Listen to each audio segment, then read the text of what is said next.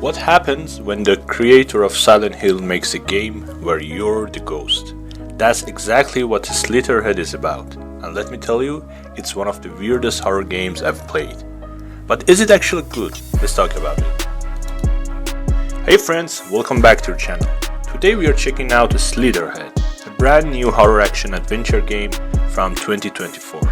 It's made by Bokeh Game Studio and is out now on PlayStation 4, PlayStation 5, Windows and Xbox Series XS. Here is something cool. This game comes from Koichiro Toyama, if I'm not spelling it wrong, the guy who gave us Silent Hill and Siren. With him in charge, I was super curious to see if Slitterhead could bring the same spooky vibes. So is it worth your time? Let's break it down. The first thing you notice is how weird and creepy the game feels. Even the main menu music is unsettling and makes you think, what am I getting into? And then opening cutscenes drop and boom, you've got a ton of questions already. But here's the twist. Slitterhead isn't your typical horror game.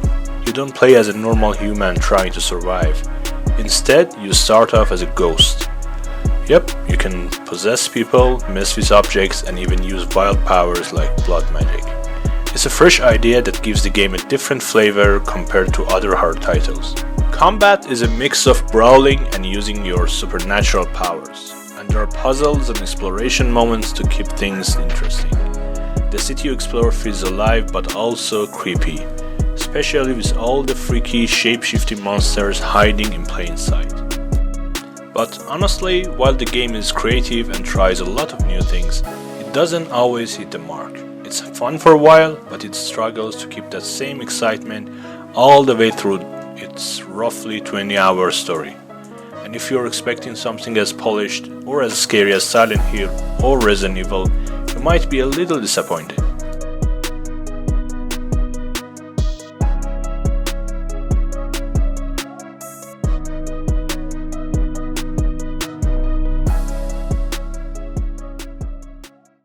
So, how do we feel about Slitterhead?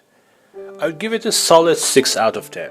It's not a masterpiece and it doesn't reach the heights of Silent Hill or Resident Evil, but it's not supposed to. It's still an interesting and creative game and a breath of fresh air among other typical horror titles. If you're looking for something different in the horror genre, this could be worth trying. Would I recommend it? Yeah, but only if you're into weird experimental games. If you want constant tension and scares, this probably isn't the one for you. But that was all from me. What about you?